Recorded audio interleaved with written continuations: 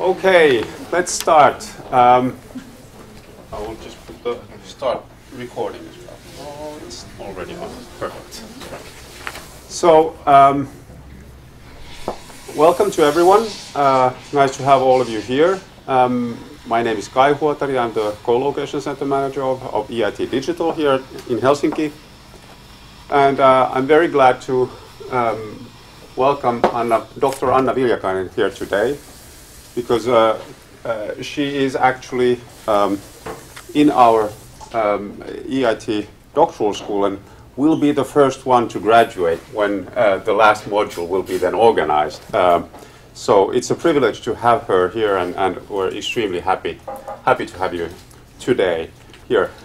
It's also topical because Anna is working for VTT, one of our partners, and today she will be talking to us about her doctoral dissertation, which is very close to my heart. It's about, now I have to exploring the transformation of media sector through the lens of service dominant logic. Something not very far from that I studied in my dissertation a while back. Previously, she has been a visiting scholar at Cambridge, and now she's back to Finland, and I'm just eager to hear your performance. Thanks for being here, and let's have a talk afterwards. Okay. Thanks for having me. Just ask questions if you have questions throughout the presentation. Please do. I had the similar kind of presentation early this week. And the last time I was talking about this subject was in March when I had my PhD dissertation, and I've never been so nervous in my entire life. And I was explaining to you before that I was actually looking at the door. Can I just run out of the door? I was so nervous. So I had this presentation on Monday, and just before starting I was like, oops, I haven't thought about this ever since. So, but I've done this now once, so I won't faint, or you can ask me questions, it doesn't matter. So as thank you for your kind words. I've been working for VTT for the past 8 years, and I've worked on my dissertation on my PhD, while working on evenings and weekends. And I was starting a dissertation at the time when media was saying. I remember there was a title in Taloussanomat, or one of the big newspapers, with Mikael Penttikainen, the chief editor of Helsingin Sanomat, one of the biggest newspapers, or the biggest newspaper in Finland, saying there's no light at the end of the tunnel for newspapers. I went to a conference, One IFRA, which is the conference for the newspaper executives, that was in Stockholm, and there was this young lad from Norway, Schibsted, that portrayed a picture of a dinosaur to the screen with the text, "Where did the dinosaurs make their big mistake?" So it was really like 6 years ago, it was really the mentality that media is going to die. That was when the social media, or it was a few years before that social media, Facebook and all that really hit the market. So newspapers were sure that they're going to die. So I attended the school here at Aalto University. I graduated from Tuta, and I attended a course on industry evolution. Juha-Pekka Lamberg was the professor at that school. And I remember writing the title, and the fundamental purpose of my dissertation would be to look at the evolution of the industry, look at the past, the micro and micro level trends, and see where did the manager make their mistakes in the past. And I handed in to the professor, and he was saying, who says media is going to die? They just have to transform and adapt what's happening. So at that point, I decided that, okay, I'm going to take this positive perspective. How can media survive this whatever is happening? And it was more interesting to do it that way than look at why did they they die. During these 6 years, I've been studied audience information systems, which are the matrix that media use to selling audiences. For example, kansallinen mediatutkimus for print media, national readership surveys. So the matrix that measure the reach of audiences that they use in selling advertising space. And the other project I was working on was the future of magazines. What is the future of magazines? And the service perspective, the shift to services, actually came to life from my data. So I was doing interviews, face-to-face interviews with media executives in Finland, Norway and Denmark, and the Swedes always ask, why didn't you go to Sweden? I didn't get any interviews in Sweden, that's why. So I was interviewing Norwegian, Danish and Finnish media executives, and the service perspective came alive from those interviews.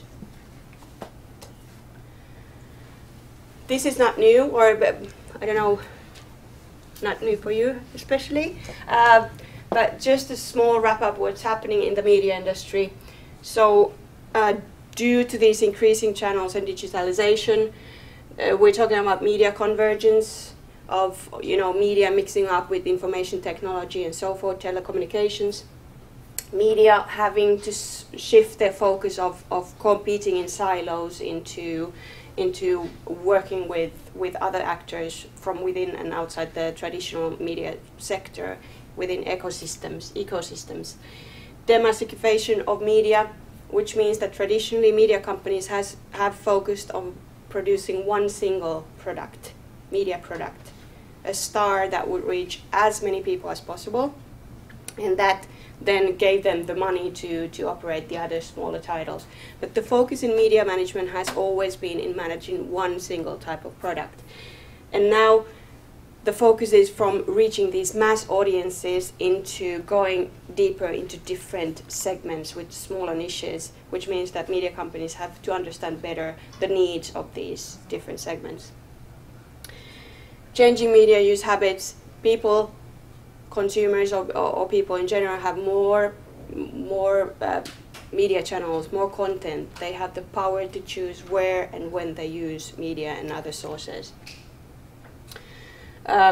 There's new competitors. Media have accustomed to compete, very autonomously in their own section, in their own silo, and now suddenly you have competitors coming from within and outside the traditional media borders, which is something very new. Advertising money, apart from magazines, all the other media channels get over 50%, over half of their revenues come from advertising money. TV and radio, almost, most of their money is coming from advertising money. Advertisements, it's the first thing in economic downturns. This is the first money that companies usually, produce. On the other hand, Facebook and Google and those big players are not only taking increasingly consumers' time or people's time, but also the advertising money. So it's shifting away from the traditional players to new players. And also, per ad in online media is just a dime compared to an ad on a cover page of Helsingin Sanomat. So it's much cheaper to put an ad in online. I'm not the only one who's saying this, but the old business model, which is you produce a media product and then you sell that product. So the idea is to have as many people reading your product as possible, and then you can monetize that in terms of advertising money. So you have a dualistic revenue structure. The first newspaper in Finland was published in 1776, and advertising became the way of them to make money in the beginning of 1920. That means over 100 years this has been an operational business model. I remember talking to some media salespeople 10 years ago, and they were saying we don't even have to call advertisers, they're just calling us. So it was like flourishing business of getting ad money. The bigger the audience you had, the more you could get advertising money. But now that is not working anymore. And increasingly you have to start looking for new sources of revenue. And also the power of advertising is weakening because of new channels. People have more force and power to influence each other. So media advertisement as such is becoming less powerful. So the thesis is saying that instead of looking at this technological development and digitalization as a threat to the industry, it's an opportunity, because it enables media companies to shift their mindset, and on the other hand start producing or put their focus into not producing products but on services, and taking smaller incomes from service business.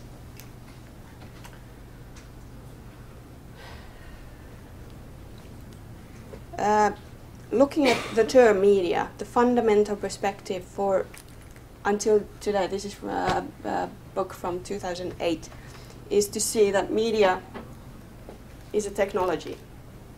So the basic idea is that media companies, they're the journalistic authorities who make the content, or they create the content, and value is always within the content. The most valuable media content has been, for newspapers, the first release.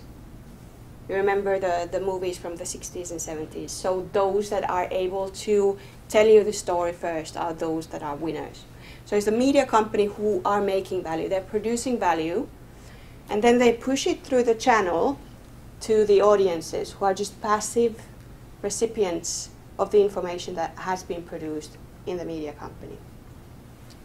So if you think of the world, the term media, this is how it's defined.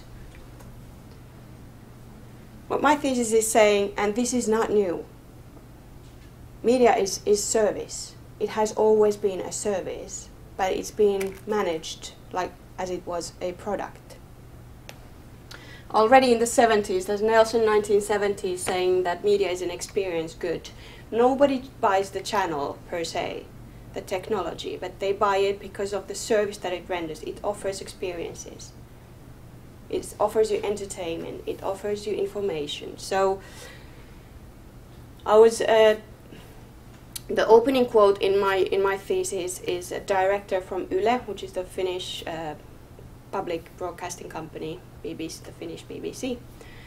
And there was the director who said that the aim of Yle is no longer to offer segmented services to segmented audiences, but instead to improve the findability to the content, which means that they more and more they need to understand which are considered as phenomenal experiences. So if a person comes home from work and is exhausted, what kind of experience does the person want at that time? It may be Bold and the Beautiful, something very relaxing, compared to somebody waking up on a Sunday morning. What is the experience that these people want at that point in time? And the aim of Yle, at the time I was making an interview, was to improve the findability of the content, so that people would know what kind of services is on offer to what kind of emotional states, and not produce content that can be segmented to segmented audiences. So this is not a new concept. Media is a service. It's always been a service. It provides something beneficial for the person using their product. The product is only a vehicle of providing something to the person. A small theory part. If you talk about service business, entering into service business, making a shift to services, there's two theoretical frameworks. There's services, plural, that's a difficult word, and then there's service. And those are basically two different things.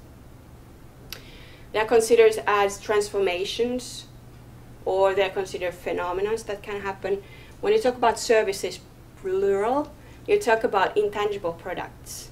We often talk about servitization. So Kone, which is the producer of elevators, instead of just offering the basic machine, which is the elevator, offering maintenance services, predictive maintenance services, and so forth, to keep the elevator running. And this is how they get their money. So organizations moving from basic service products into services to increase their income and competitiveness. It's a phenomenon that was recognized in the 1980s, and it's been looked at from the business to business, very traditional manufacturing contexts before. Service, on the other hand, singular, only considers that products and services are only vehicles. We talk about service dominant logic, which is a theoretical framework in my thesis. Service is using your skills, which is in this case journalistic competencies, using those skills for the benefit of another party. So media companies coming with their resources, which is journalistic competencies, and then people, users coming with their competencies, having online communities as a Vauva community. It's a magazine brand for the mothers of small babies. The online community Vauva is a very good example of that. It's an online community where mothers of small children come together with the journalist to discuss about the issues, the problems or challenges relating to having babies. So that's a perfect example of co-creating value. So not only is the journalist coming there, you also have the consumer or people coming there and different partners coming to co-create value. So that's service. It's a worldview or a managerial mindset. I have examples later on. Let's see if I have time to go through it.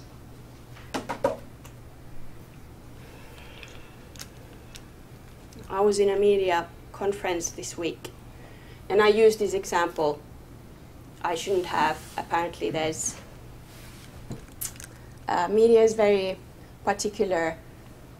What is it that they do which is valuable? So I shouldn't have had IKEA or something else to pinpoint the change. But here's Pearson. It's a British media company that until quite recently was still publishing in the Financial Times, and it's publishing The Economist and so forth. Pearson, it's a £2.2 billion company or something. They made revenue increase by 1% last year, and mainly because of the services.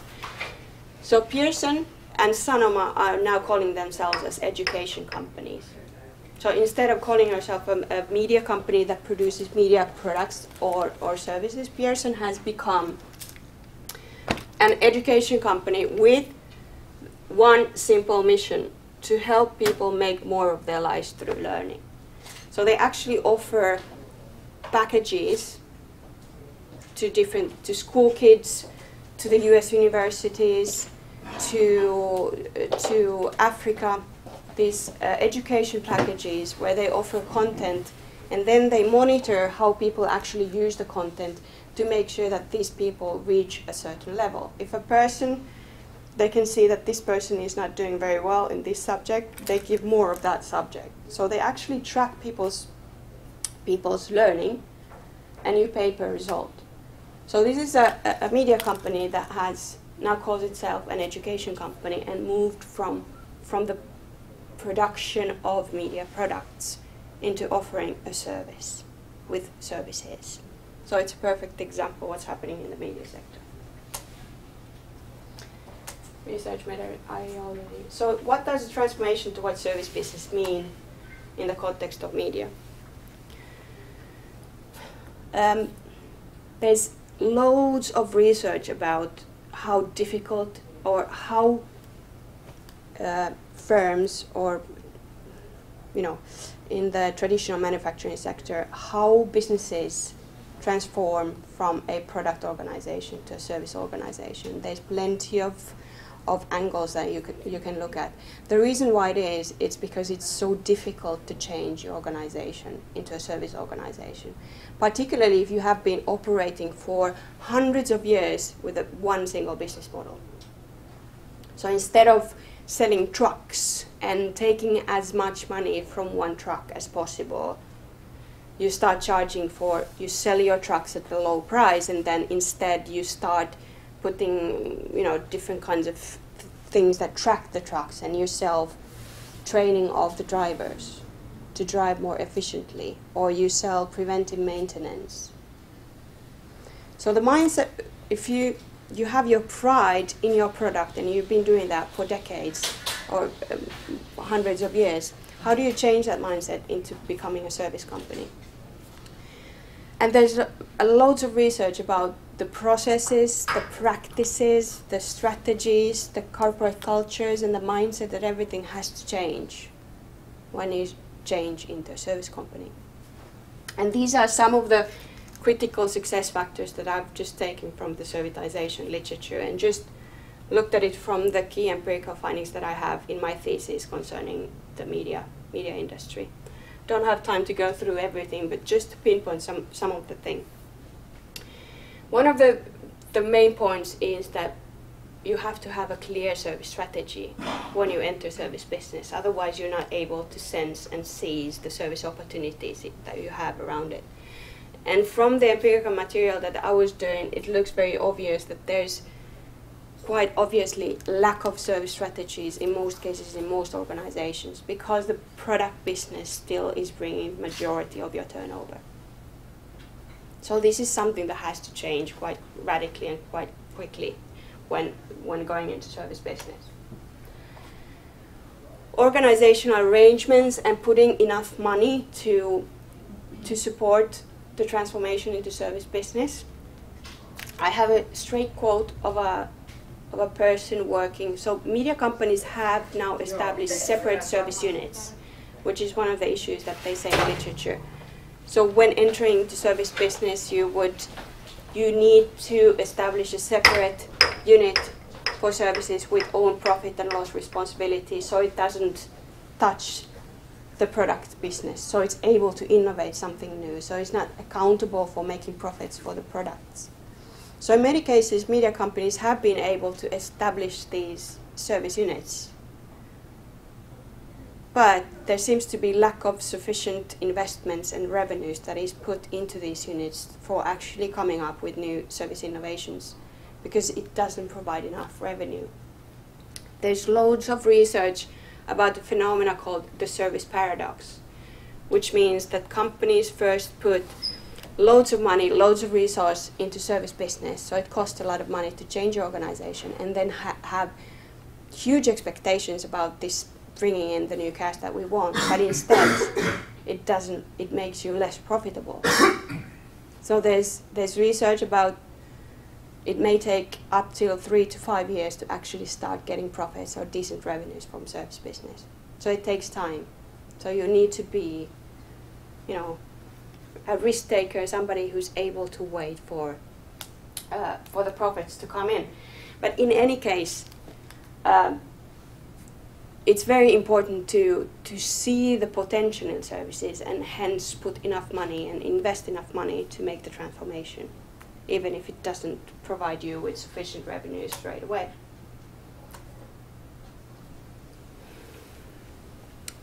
Services, there's a famous product service continuum. Oliver and Kallenberg has made this continuum, which say that companies usually start from product business, where services are thought of as add-ons, and once they get more, they know more about their customers, know how to buy services, and they get more knowledgeable how to provide services. You sort of add services and more difficult services, more complex services to your offering, and in the end you become this pure service organization where products are considered as add-ons. So this is the basic understanding. So looking at the research that I've made looking at media companies, it seems that apart from companies such as Pearson, it seems that services are still thought of as add-ons to product. So your purpose is to sell as many printed copies as possible to get as much advertising money as possible.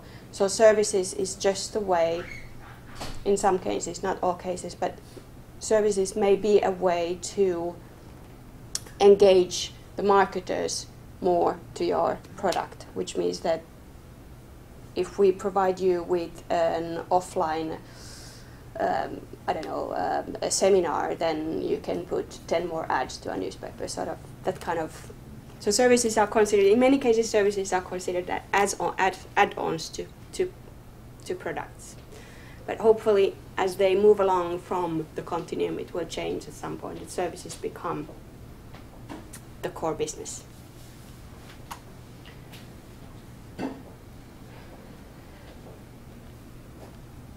services should be, in many cases, services should be, a company should have a passion for service. So that's how people say it is. I was able to track many of those passion for services mentalities starting to rise with companies, especially in the smaller magazine publishers, where they actually looking at Google and starting these hack days or things like that, where they actually take people from different departments, put them together. You have one day, you don't have to do anything else but to come up with some service innovations. So increasingly there are these kind of things happening in organizations. So instead of developing a magazine title that usually has taken up to 2 years and cost 2 million euros, that's an iteration round with all marketing research and going through to your bosses and asking, is this correct? Now even the smallest service opportunities, innovation opportunities are being scrutinized, which is a very good sign when entering service business.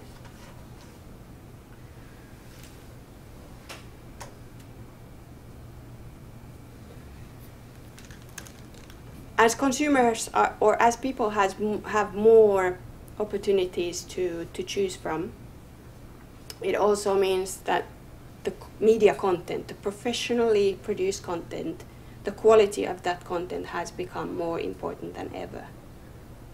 So if a person decides to pay for content, it has to provide the experience that you expect. So the knowledge and the competencies of media professionals in this world is more important than ever. But at the same time, companies have the pressure of minimizing costs. And in most cases, I've read articles and heard that professionals are increasingly being treated as factory line workers, which doesn't go hand in hand with this kind of thinking. It's a bad sign. So the main conclusions from all this, from looking at it from the traditional goods dominant logic, traditional manufacturer logic thinking into the service dominant logic thinking, what does it mean? It means that an organization moves from producing outputs, so you have a technology through which you produce your output to a huge audience, into service, which is a process, into co-creating something valuable, using the knowledge and skills that you have inside, using the knowledge and skills that you have within your ecosystem with your partners and consumers, and doing something together. And this is where the value comes from, and not the actual product. The value of goods. Traditionally, media has been focusing on measuring the value in exchange, meaning the reach. How many people do I reach? And then calculating the price per unit and monetizing that. So the more people I reach, the less expensive it becomes to reach one person. So media has been valuable at the point that it reaches the audience. But in a service thinking mentality, it's the value in use. It's the situation with the context why the person uses the media, the experience that the person gets from that content is what is valuable. And that mentality should change. But it's difficult because it has been a dominant design that's been operational for so many years of measuring reach and then monetizing that reach. Core resources should be considered not something that we have, but it's something that we do. So increasingly, media professionals are creating very strong brands that have strong value proposition. So a magazine for women in their 30s, it promises to solve the problems of women in their 30s. Should I take a mortgage or have babies or get married, and all those kind of things. So sort of you have a stronger value proposition and a stronger brand around which you can then provide those services or create services together with your partners and your customers. This is one of the main points. Instead of looking at the world that is something which is uncontrollable, that just goes on there and we need to, just go with the flow and see what happens, it has become a resource that they can co-create with. So service innovation happens in ecosystems. So you need to track down who are the different key players in our ecosystem, what are the innovation opportunities with the actors in my ecosystem. And the ecosystem is no longer the media industry, traditional media industry, but it can be anything. It has crossed the media sector lines. So going back to the value propositions and strong brands, it all begins there. The source of economic growth, service dominant logic says that it cannot be, the primacy cannot be on efficiency, which means maximizing profits. The primacy should be put on effectiveness, which is a good experience, a good media experience. So your sole purpose, your main focus should be on getting better at creating good experiences, and when you do that, you're able to get more money. So it's a learning process and not solely on maximizing profits. And this is something that media companies, when they were family-run businesses, their focus was exactly that.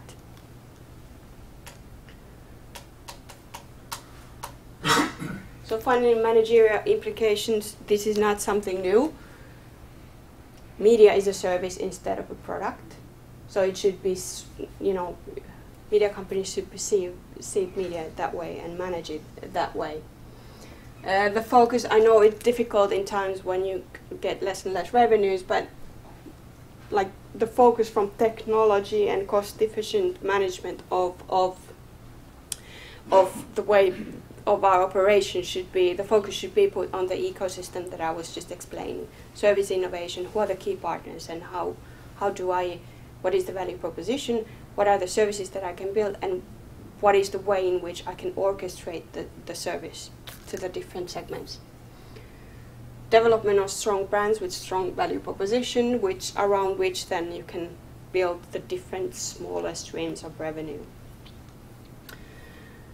And last but not least, accepting that it's a especially for media companies that have been operational for hundreds of years, have been profitable for hundreds of years, then suddenly faced with this kind of competitive pressure. So it's going to take time to change their processes and strategies and mindsets and products and all that. So it's going to take time. So you just have to be patient. That's it. Any questions?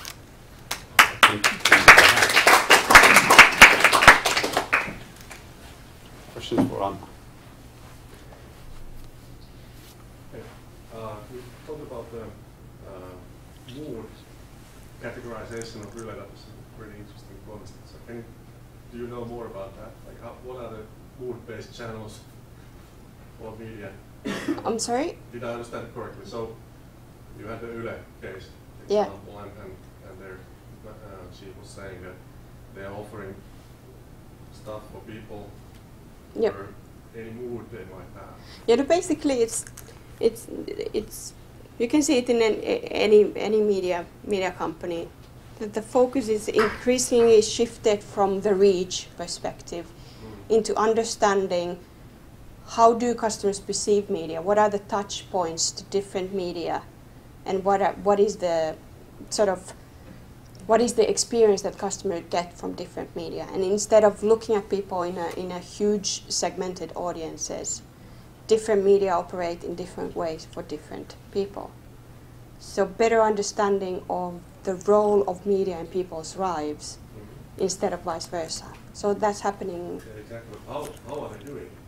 How to get some model out of that? What's that? The most famous, there's loads of things going on right now, and each media company are more and more tracking themselves and using data and data analytics to understand better their customers. This is increasingly the case, as well as media agencies doing that, so modeling and understanding the experience. There's, for example, in the UK, this has been 5 years ago, the Touchpoints survey, which at the time I was looking at it, they were giving people these PDA devices when every 15 minutes or something they had to push the button, what mood am I in now, and what media am I using, where am I now, who am I with, what is my mood. So linking the mood and the media use together. So that's, yeah. Any other questions? I have one, but better. Yeah, you suggested that there's an evolutionary path from a product company to a service company, and in between there's this path of say, servitization or whatever you want to call it. Is this kind of always the path? Is that what you're saying, that you cannot follow any other path? That's a very good question. That's my next research interest. Because most research on servitization has been done in large organizations, big organizations that are able to incrementally change their business because they have the deep pockets. So you shift into services when you educate yourself and your customer to get better. So most literature concentrate on huge organizations. But then again, there are maybe 5 papers on SMEs which say that the servitization path for SMEs, and media companies are in most cases SMEs, is completely different. With not deep pockets and a customer saying that you need to go into service business straight away, it can be that they have to switch from here to here immediately. But there's not a lot of research on that area, and it's my key interest area. It's a very good question, thank you. I read a lot of UK newspapers online. I can see in that sector the struggle, because it really has been, we put things online because that's where people were, and we were still selling our newspapers. Now most people are reading online, and they're really struggling because how do we make these people pay for the thing we've offered them for free for so long? Because it was just an add-on. And so now that you're getting these surveys like, how much would you pay for 1 week access to The Guardian? That's a very good point. And so they're really, I'm just wondering if you have any insight with your research in kind of what the path is that they're looking at, because they really seem to be struggling how to kind of monetize this thing that has been free, and people have their expectations that news is free now. Well, it's a dominant logic that you sell products, but services can be just intangible products. So you sell either products or audiences. If your income sources comes from products and advertising money, then your sole purpose is to maximize your audiences. So that's a way to maximize and monetizing your audiences. What the service logic and service thinking is saying, that there's something else, and ads. So instead of looking at the value in exchange, you need to start looking at the value in use and monetize that in different kinds of services. Instead of looking at, that's a perfect example, thank you for that. Did I answer your question? Or was I able to answer the question? You didn't give the silver bullet. Maximizing the reach, so you can get maximum ad money. That's basically the thinking behind it. Because I think they're still thinking that they're selling newspapers online. Yes. And this is where their problem is. But this is also how the marketers, how the advertisers are accustomed to buy. They want to pay as little as possible for 1 click or 1 reach or whatever. Yeah. So I have a question concerning, so you were interviewing people from various countries. Did you stumble upon differences between these different countries? For example, Norway and Finland, or was the sort of what you found or what you heard, what you learned, was that very sort of the same thing all over? Let's try to say this politically. I'm interested. No political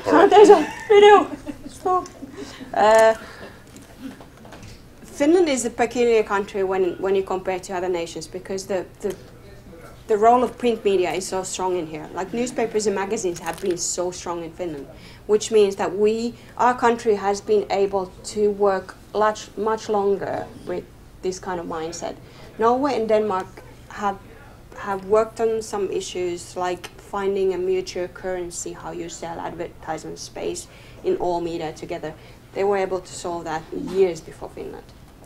So sort of you can see that when you have the dominance of one certain media channel, it has influenced the innovativeness, let's put it that way. So there are differences, for sure. Very good questions. Thank you. Any more questions? One more. Valtteri has one. So you're arguing for this thing that this, in a way, co-created value is kind of taking over. Yeah. It's not anymore the goods, the newspaper or something like that. So do you have any kind of just subjective feeling, like how big is the value? Like we have the newspapers, they have certain value. Say today in Finland, 1 billion euros. The exchange is half in subscriptions, half in ads. For sure. Okay, that's a clear measure of value. But when it comes to these intangibles, not the intangibles, but the kind of co-created value, this interaction value, you're arguing for that very strongly, and you're saying this is taking over. But how big is this right now today? Like where is Finland today? Where is UK? How big is it in terms of money? Like certainly there is some ballpark. Of course nobody knows that, but I mean you are the leading expert in the world in this, so you should give us a bigger ballpark figure. Service domain of logic is not saying that you need to replace all your thinking, because in some cases, for example, newspaper is a perfect example because you get your money from newspapers. So why should you suddenly shift that into something peanuts? So for sure you need to monetize that as long as you can. So sort of it's not a bad strategy. This is just that on top of the things that you have been doing and you're very good at, this is something that you could now start looking at, because the way I see it, the world is going to this direction, if companies want it or not. Because of digitalization, you're no longer operating unidirectional to your consumer. So this is happening already, and all businesses have to go into this. Thinking about your value proposition, thinking about your customers' value proposition, understanding better your customers' business models, so you're able to provide services to your customers. So this is what's happening. So if you ignore that, then too bad. How big is it? Like, is it already bigger than used to be in the like one-way media times?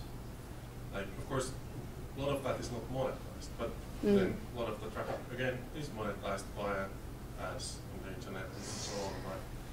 Like how big of a phenomenon are we talking about? If you talk about can be any other measure as well, like not just money. Service domain logic is a mindset, so I cannot give sort of a figure on that. But servitization, moving into service business, Finland is a top 2 country, one of the top countries in the world. In the UK, 40% of manufacturing companies offer services in addition to material products.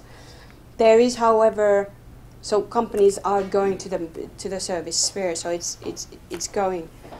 There is, however, some research saying that in fact servitized companies may in fact be less profitable than pure manufacturing companies because of the increased costs. So it's not always. So this is part of the service paradox. So you probably end up having less profits when you turn into a service company, but it's a trend. Businesses going into services. Okay, thanks.